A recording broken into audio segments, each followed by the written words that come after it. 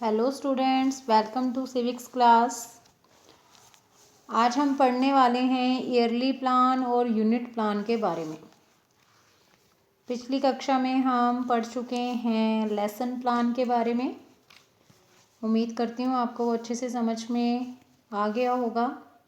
Second unit का हमारा ये 4th पॉइंट चल रहा है, जिसमें हमने पढ़ना है लेसन प्लान, ईयरली प्लान और यूनिट प्लान के बारे में। तो हमने पिछली कक्षा में लेसन प्लान यानी पाठ योजना के बारे में पढ़ लिया था, और आज हम पढ़ने वाले हैं ईयरली प्लान और यूनिट प्लान के बारे में, यानी वार्षिक योजना और इकाई योजना। तो चलिए इसे स्टार्ट करते हैं। आज की कक्षा के बाद हमारी ये सेकंड यूनिट कंप्लीट होने वाली है आज की कक्षा में।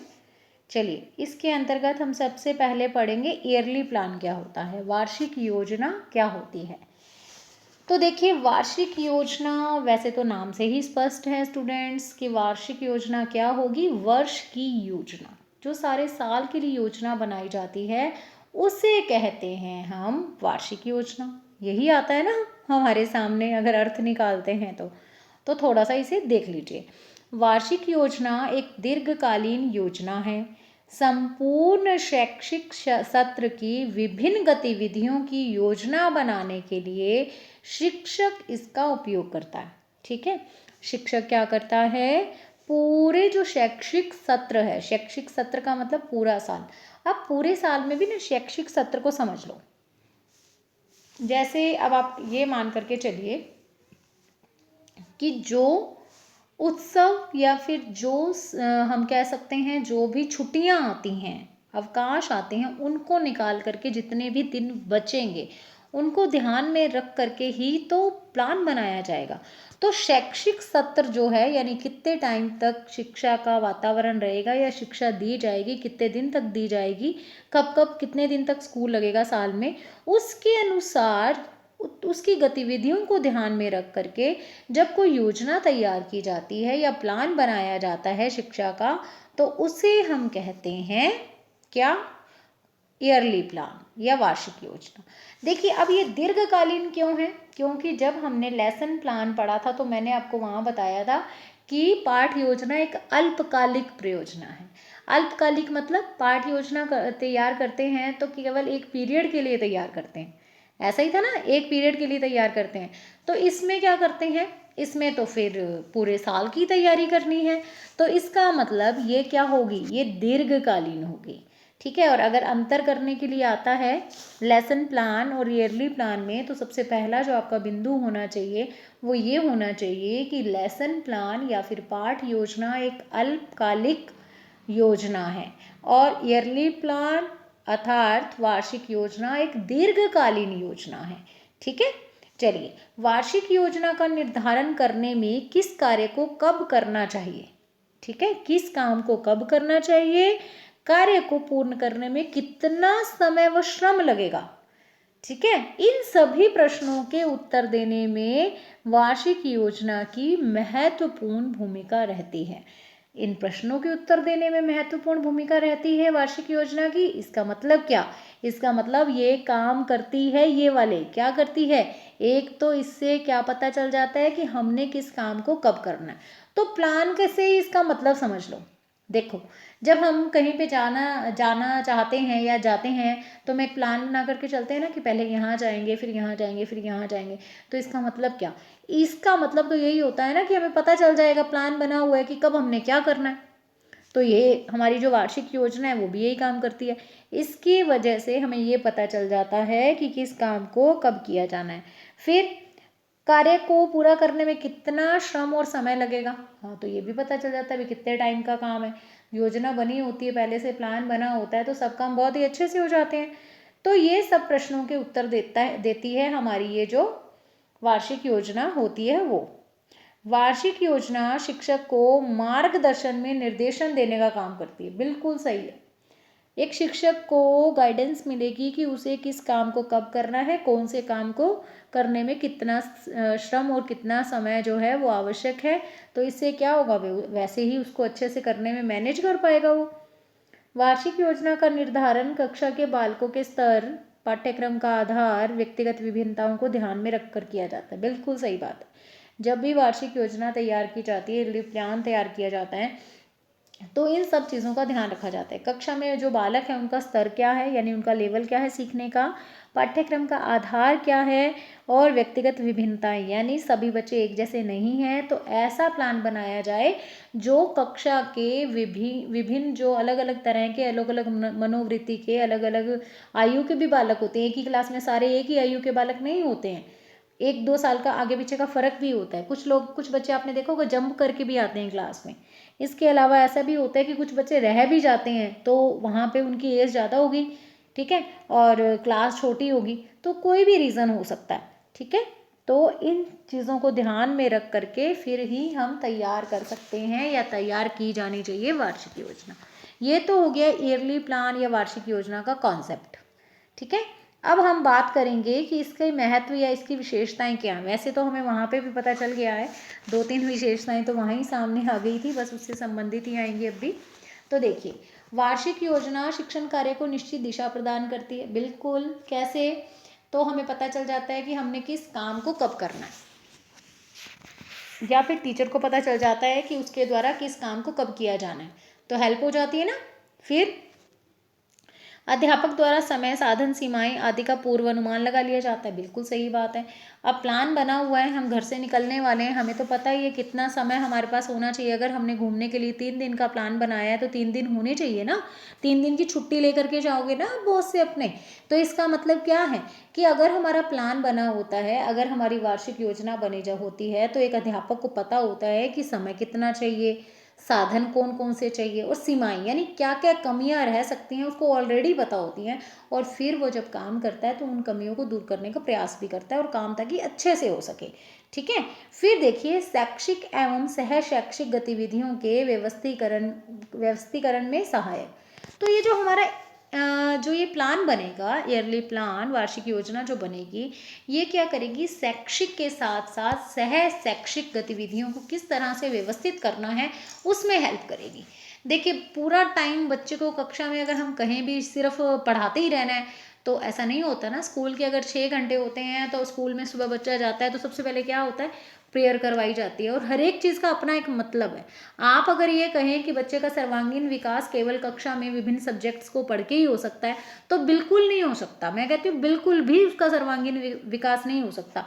अगर स्कूल में प्रेयर करवाई जा रही है तो उसके भी कोई मायने हैं, उसके मायने धार्मिक मान्यता नहीं है। मैं बार बार कई बार क्लास में भी आप लोगों को बताती हूँ, धार्मिक नहीं है मान्यता कि हम गायत्री मंत्र को उसको जो है वो पढ़ाएं, या फिर हम हिंदू हैं तो मैं गायत्री मंत्र पढ़ना चाहिए, ऐसा कुछ नहीं है। ऐसा कुछ नहीं है।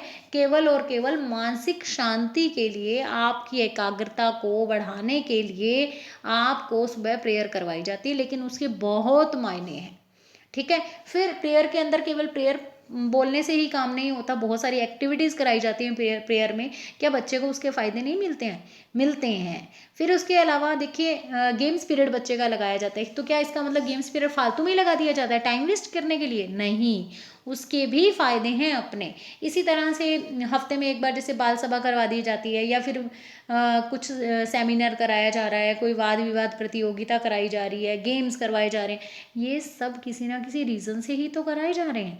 इनसे अगर कोई फ़ायदा ना मिलता हो, अगर इनसे बच्चे का सर्वांगीण विकास करने में मदद ना मिलती हो, तो फिर इन्हें स्कूल में बंद कर दिया जाना चाहिए।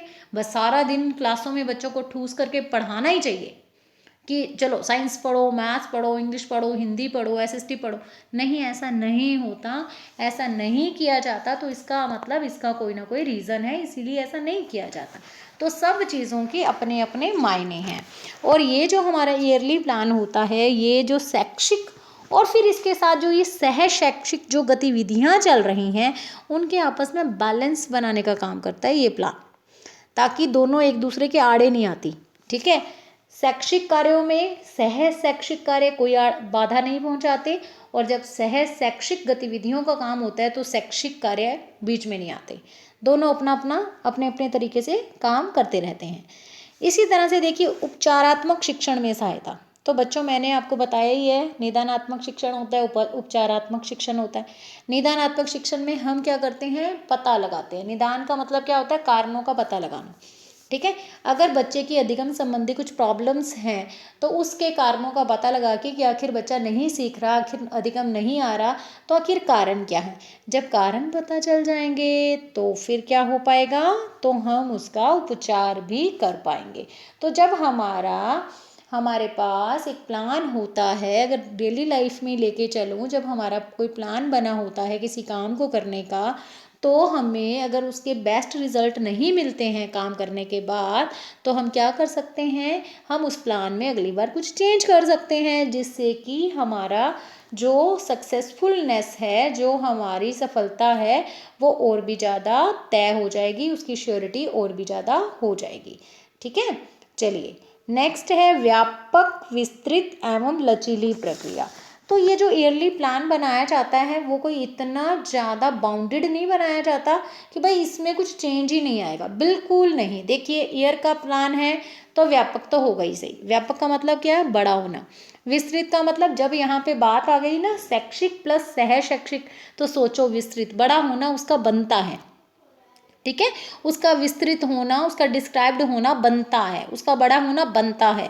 इसके साथ ही वो लचीली होती है। तो बच्चों मैंने अभी जो पॉइंट बताया उपचारात्मक शिक्षण, कि किसी कारणवश अगर कोई योजना सफल नहीं हो पाई किसी साल में, तो अगली बार जब वो योजना बनाई जाएगी, उस जैसी ही बनाई जाएगी, तो पीछे वाली को देख करके जो भी कमियां रह गई थी तो इस वाली में उसका उपचार किया जाएगा ना, ताकि इस बार वो कमियां नहीं रहे। तो यही चीज़ है। तो इसलिए इसको कैसा बनाया जाता है, लचीला। लचीला का मतलब फ्लेक्सिबल, जिसमें जो भी चेंज लाना है चेंज ला सकते हैं। ठीक है। इसके अलावा है विद्यालय में उपलब्ध साधनों एवं स्रोतों को ध्यान में रखकर बनाई गई प्रक्रिया। बिल्कुल सही बात है। जब भी ईयरली प्लान बनाया जाता है, जब भी वार्षिक योजना बनाई जाती है किसी विद्यालय में, तो सबसे पहले क्या चीज़ देखी जाती है कि विद्यालय के पास कौन कौन से साधन उपलब्ध हैं, कौन कौन से सोर्सेस उपलब्ध हैं। फिर उन मीन्स को देख करके, उन सोर्सेस को देख करके ही योजना तैयार की जाती है। ठीक है, ये है इसका महत्व और इसकी विशेषताएं। अब कुछ आवश्यक बातें हैं जो ध्यान में रखी जानी चाहिए। ठीक है, वार्षिक योजना संबंधी आवश्यक बातें देखिए कौन कौन सी हैं। वैसे तो जो मैंने ऊपर पढ़ाया है उससे संबंधित ही हैं, ध्यान दे दीजिए। वार्षिक योजना में आवश्यकता अनुसार परिवर्तन की गुंजाइश होनी चाहिए। बिल्कुल, मैंने कहा ना ज़रूरत पड़े तो उसको चेंज किया जा सकता है, उसमें बदलाव लाने की अगर आवश्यकता हो तो बदलाव लाया जा सकते। फिर योजना काल्पनिक के स्थान पर व्यवहारिक हो।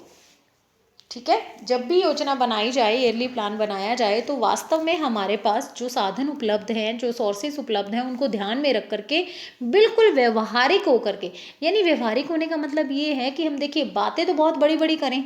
ठीक है, बातें तो हम बहुत बड़ी बड़ी करें कि हम ये कर सकते हैं, हम वो कर सकते हैं, लेकिन साधन हमारे पास कोई उपलब्ध नहीं है। तो इसलिए हमें व्यवहारिक होकर के कि जो हमारे पास सोर्सेस उपलब्ध हैं उन्हीं के अनुसार हमारा प्लान बनना चाहिए। ठीक है, अब हमने मान लीजिए कि कहीं बाहर घूमने जाना है। ठीक है, हम प्लान बनाते हैं कि हम तो प्लेन से जाएंगे और इस तरह से ऐसा ऐसा सब कुछ होगा, या पर्सनल हेलीकॉप्टर से जाएंगे। ठीक है, और हमारा कुछ ऐसा है नहीं, इतना बजट नहीं है, हम जाने वाले हैं, ऐसा कुछ है, तो ये तो क्या हो गया, काल्पनिकता हो गई ना। फिर आप प्लान ऐसा बनाओ जो व्यवहारिक हो, वास्तव में आप कल को जिस पर काम कर सकें। ठीक है, प्लान ऐसा होना चाहिए। तो प्लान काल्पनिक के स्थान पर व्यवहारिक होना चाहिए। स्कूल के अंदर जो भी आपको सोर्सेस उपलब्ध हैं, जो भी आपको मीन्स उपलब्ध हैं, साधन उपलब्ध हैं, आप उन्हीं के अनुसार ही अपनी योजना बनाएं, जिससे कि आपकी योजना व्यवहारिक हो पूरी तरह से, आप कल को उस योजना पर, उस प्लान पर काम कर सके और सक्सेसफुल भी हो सके। फिर देखिए बालकों की रुचि व योग्यता को ध्यान में रखा जाए। बिल्कुल सही है। प्लान बना लिया है जी, हमारे स्टूडेंट्स एक लेसन को एक दिन में कंप्लीट कर लेंगे। अब आपने ये ध्यान नहीं दिया कि आपके क्लास में अगर 25 बच्चे हैं तो उसमें से 5 बच्चे तो बहुत इंटेलिजेंट है, जो कि शायद हो सकता है कि उस काम को कर भी लेंगे ऐसा, बाकी 20 के बारे में तो नहीं सोचा ना आपने। बाकी 20 को तो 2 दिन चाहिए उस लेसन को कंप्लीट करने में, समझने में, या फिर हम ये कह सकते हैं काम पूरा करके चेक करवाने में। ये तो मैंने एक छोटा सा एग्जाम्पल दे दिया, कुछ भी एग्जाम्पल ले सकते हैं हम यहाँ पे। तो यहाँ पे हमें जब भी कोई प्लान बनाना है तो अपने बालकों की, अपने स्टूडेंट्स की रुचि को ध्यान में रख करके, उनकी योग्यता को ध्यान में रख के फिर ही बनाना है। ठीक है। फिर गत वर्ष की योजना को सामने रखकर नवीन योजना बनानी चाहिए। मैंने अभी ही आपको पहले भी बता दिया कि ताकि हम क्या कर सकें, पिछले साल जो कमियां रह गई हैं इस बार वैसा ना हो, इस बार हम पूरी तरह से अपने उद्देश्यों की प्राप्ति कर सकें, इसके लिए हमने क्या करना चाहिए, पीछे वाली योजना को देख लेना चाहिए। फिर अध्यापकों का भी सहयोग और समर्थन लिया जाए। बिल्कुल सही बात है, अध्यापक ही कक्षा में जाकर के बच्चे को पढ़ाते हैं। अध्यापक को ही पता होता है कि कक्षा के बालकों का स्तर क्या है। अध्यापक को यही पता होता है कि बच्चों की रुचि क्या है या बच्चों की व्यक्तिगत विभिन्नताओं के बारे में एक टीचर को ही पता होता है, क्योंकि टीचर ही तो डायरेक्ट अपने बच्चों के संपर्क में आता है। प्रिंसिपल कोई रोज जाकर के क्लास में बच्चों को जो है, हम ये नहीं कह सकते पर्सनली उनको नहीं समझता है, ठीक है। उसको ये ज़रूर पता होता है ये मेरा स्टूडेंट मेरे स्कूल में पढ़ता है, इस क्लास में पढ़ता है, लेकिन उसकी पर्सनल जो चीज़ें होती हैं या बच्चे की जैसे मान लो बुद्धि है, उसकी जो पर्सनैलिटी है, उसका जो सीखने का जो लेवल है, अधिगम का जो उसका की मात्रा है या उसका जो लेवल है, या फिर ये कह सकते हैं उसका जो सीखने का तरीका है, उसकी जो रुचि है, वो उसको नहीं पता होती प्रिंसिपल को। ये किसको पता होती है, ये पता होती है जो रोज टीचर उसकी कक्षा में पढ़ाने जा रहा है, ठीक है। इसी तरह से किसी भी पूरी कक्षा के बारे में अगर सही जानकारी कोई दे पाएगा तो अध्यापक दे पाएगा। इसलिए ईयरली प्लान बनाते हुए, वार्षिक योजना बनाते हुए शिक्षकों का सहयोग लेना चाहिए, उनका समर्थन लेना चाहिए, उनसे पूछ करके फिर ही प्लान बनाना चाहिए। फिर इसके बाद है अवकाश उत्सव आदि को ध्यान में रखकर ही नियोजन किया जाए। बिल्कुल, मैंने अभी बोला ना भी, हमने पहले तो देख लिया, हमने 365 दिन का बना दिया। अरे पहले हमें देखना तो चाहिए 365 दिन बच्चा स्कूल में आने वाला भी है कि नहीं। संडेज निकालने हैं 365 दिन में से, हमें अगर साल में 365 दिन होते हैं तो संडे निकालने हैं। उसके अलावा जितने भी अवकाश आते हैं, हॉलीडेज आती हैं जो बीच में, उन सबको निकाल करके और उसके बाद डिसाइड करना है, उसके बाद जितने दिन बचते हैं उसके अकॉर्डिंग आप प्लान बनाइए। फिर अच्छे रूप में क्रियान्वित करने के लिए उसे मासिक योजना में विभक्त कर लेना चाहिए। मासिक योजना मतलब मंथली प्लान में चेंज कर लेना चाहिए, ठीक है। पहले आप क्या करें, पहले आप ईयरली प्लान बनाएं और उस ईयरली प्लान को मंथली प्लान में चेंज कर लें, ठीक है। बहुत ही अच्छा तरीका होता है ये, जब हम ईयरली प्लान को मंथली प्लान में चेंज कर लेते हैं, ठीक है। उम्मीद है आपको ये समझ में आ गया होगा। बस आवश्यक बातें ही थी कि क्या क्या चीज़ों का ध्यान में रखना है इनको करते हुए। उसके बाद देखिए वार्षिक योजना के सोपान कौन कौन से हैं। तो सोपान है, सबसे पहले हमें क्या करना है, जो हमारा सिलेबस है, जो पाठ्य वस्तु है, उसका विश्लेषण करना है और विभाजन करना है, ठीक है। उसका विश्लेषण करना मतलब उसको एनालाइज करना है, उसका विभाजन कर देना है। विभाजन करना मतलब सेम जो चैप्टर्स हैं या कह सकते हैं सेम नेचर वाले जो चैप्टर्स हैं उनमें उसको डिवाइड करना है। फिर कार्य के अनुरूप कालांश का निर्धारण, ठीक है। कार्य के अनुरूप कालांश का निर्धारण, कितने टाइम का काम है उसके अनुरूप हमें क्या करना है, उसका पीरियड फिक्स करना है। फिर प्रति इकाई कालांश का निर्धारण, एक यूनिट को कराने में, ठीक है। पहले पॉइंट में हमने क्या किया है, आप ये मान लीजिए कि हमने हमारे सामने जो भी सिलेबस था उस सिलेबस को हमने अच्छे से पढ़ करके और फिर हमने उसको यूनिट्स में डिवाइड कर दिया, ऐसे मान लो आप, ठीक है। पहले में आपने यूनिट्स में डिवाइड कर दिया, दूसरे में हमने निर्धारित कर लिया कि हमें इतने पीरियड्स लगेंगे, ठीक है। इतने पीरियड्स लगेंगे, इतने पीरियड्स चाहिए, यानी हमारा इतने दिन का प्लान, क्योंकि एक दिन में एक सब्जेक्ट को आप एक बार ही पढ़ाओगे ना, 2 बार तो नहीं पढ़ाओगे, तो हमारा इतने दिन का ये बनेगा, इतने पीरियड चाहिए हमें। फिर हमने क्या किया है, एक यूनिट को पढ़ाने में कितने पीरियड लगने वाले हैं उसको हमने डिसाइड कर लिया है।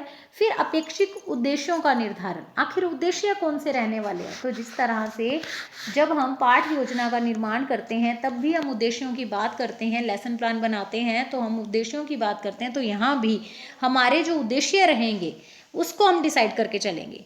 फिर उप सत्र योजना, ठीक है। उप सत्र योजना देख लीजिए, ब्रैकेट में लिखा है जुलाई से सितंबर तक की योजना बनानी है। बीच में क्या करना है बच्चा, जुलाई से सितंबर के बाद टर्म्स लेते हैं ना, एग्जाम्स लेते हैं, यहाँ पे वो बात हो रही है, ठीक है। फिर अक्टूबर से दिसंबर तक की बनेगी, फिर दिसंबर में क्या होगा, दिसंबर के स्टार्टिंग में या फिर दिसंबर के एंड तक क्या होगा, एग्जाम्स। फिर जनवरी से लेकर के अप्रैल तक की योजना, इस तरह से उप सत्र योजना बनेगी। फिर शिक्षण सामग्री का उपयोग, क्योंकि हमने क्या करना है, बच्चे को दृश्य श्रव्य सामग्री का प्रयोग करते हुए पढ़ाना है ताकि ज्ञान कैसा हो सके, स्थायी। ये होते हैं कोई भी ईयरली प्लान बनाने के या वार्षिक योजना बनाने के स्टेप्स या सोपान, ठीक है। इनको फॉलो किया जाता है इस तरह से। ये बच्चों हमारा हो गया ईयरली प्लान का टॉपिक या फिर वार्षिक योजना का टॉपिक।